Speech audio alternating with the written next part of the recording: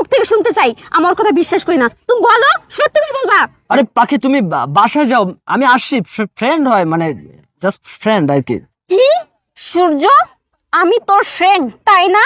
তাহলে এতদিন যা ছিল সেসব কি?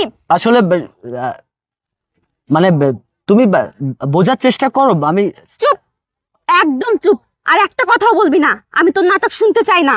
আমি বুঝতে পেরেছি এতদিন যা ছিল সব নাটক ছিল।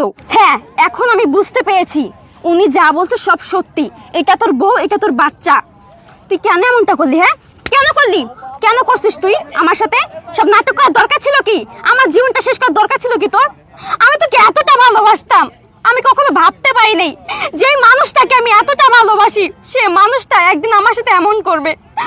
এদিক টাকা, তুই না আমাকে বলেছিলি আমাকে অনেক ভালোবাসিস, আমার জন্য সব ছাড়তে পারবি। শেষে আমাকে এই প্রতিদান দিলি তুই। তোর জন্য আমার ফ্যামিলির কাছে ছোট হয়েছি আমি।